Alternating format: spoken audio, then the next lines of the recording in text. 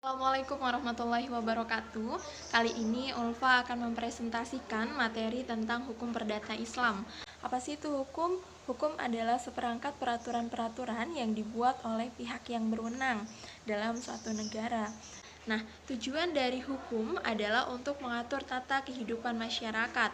Dari suatu hukum adalah melarang, memaksa, serta mengikat, serta menjatuhkan sanksi hukuman bagi mereka yang melanggar. Sedangkan hukum perdata adalah hukum yang bertujuan menjamin adanya kepastian di dalam suatu hubungan antara orang yang satu dengan orang yang lain. Dalam istilah Islam atau terminologi, hukum perdata ini disebut juga dengan muamalah.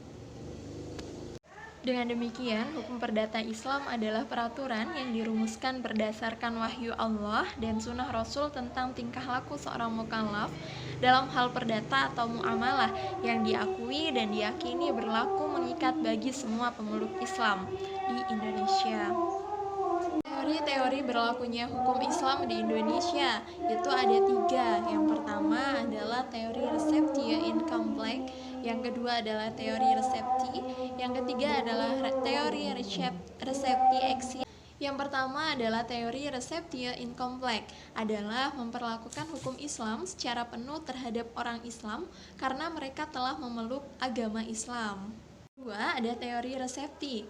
Teori resepti mengatakan bahwa hukum yang berlaku bagi orang Islam adalah hukum adat mereka masing-masing. Hukum Islam dapat berlaku apabila telah diresepsi oleh hukum adat. Jadi hukum adatlah yang menentukan ada tidaknya hukum Islam. Yang ketiga adalah teori resepti exit atau receptio al contrario. Teori ini mengatakan bahwa hukum adat baru berlaku kalau tidak bertentangan dengan hukum Islam.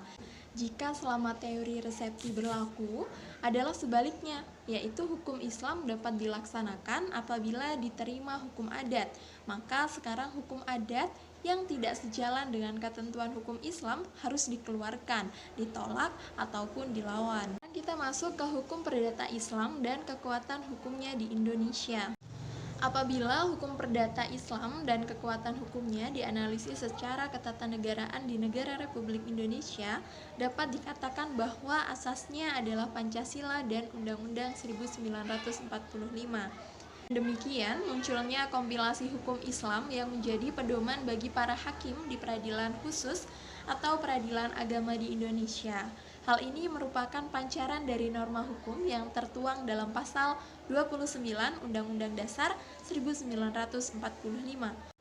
Oleh karena itu, pemberlakuan dan kekuatan hukum Islam secara ketatanegaraan di negara Republik Indonesia adalah Pancasila dan pasal 29 UUD 1945. Seiring pertumbuhan dan perkembangannya, perlu diungkapkan bahwa produk pemikiran dari hukum Islam, sejarah perilaku umat Islam dalam melaksanakan hukum Islam dibagi menjadi 5, yaitu syariah, fikih, fatwa ulama atau hakim, keputusan pengadilan, dan perundang-undangan.